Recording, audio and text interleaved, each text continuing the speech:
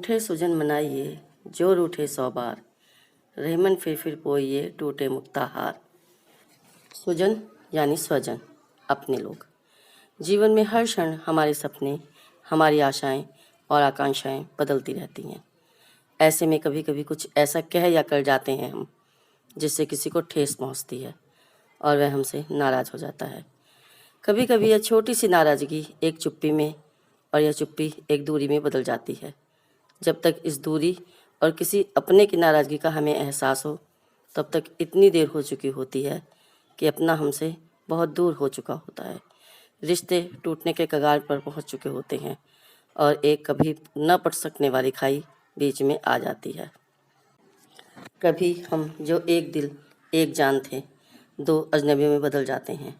स्थिति को इस हद तक पहुंचने से रोका जा सकता था यदि नाराज़ होने वाले ने समय रहते संवाद कायम रखते हुए अपनी नाराज़गी हमें जता दी होती, या हमें स्वयं ही अपनी भूल का एहसास हो जाता।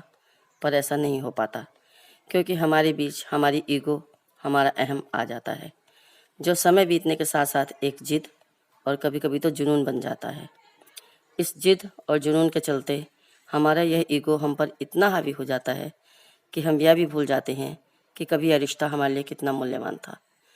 इसे जोड़ने और बचाए रखने के लिए हमने कितना प्रयास किया था, पर एक छोटी सी बात पर बिना कोई प्रयास किए अपने अहंकार और अभिमान में हमने इसे खो जाने दिया। जिंदगी और मौत के बीच का फासला कब कौन कहाँ तय कर लेगा, यह तो पहले भी अनिश्चित था, लेकिन अब तो एक महामारी के रूप में भूखी घूमती मौत कब किसे धप्पा कर जाए पता नहीं। ऐसे अनिश्चितता के दौर में कम से कम जाते जाते अपनों को शिकवा शिकायत का मौका तो मत दीजिए।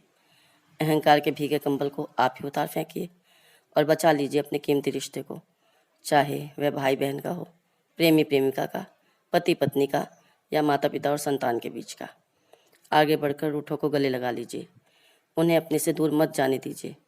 पता नहीं कब कौन सा पल जीवन का अंतिम पल बन जाए और पीछे रह गए अपने लोग पछतावे के साथ शेष जीवन बिताएं। गलतियां तो अपने से ही होती है और उम्मीदें भी अपनों से ही होती है ना। हमारा एक छोटा सा सॉरी अगर हमें अपनों के करीब ले आता है, तो कीमती रिश्तों को बचाने के लिए इतना तो कर ही सकते हैं हम आप। आगे बढ़िए, अपनों को रूठकर मत जाने दीजिए। अगर उनसे जाने अनजाने कोई भूल हो गई है तो उसे माफ़ कर दीजिए, क्योंकि अपने तो फिर अपने ही होते हैं ना।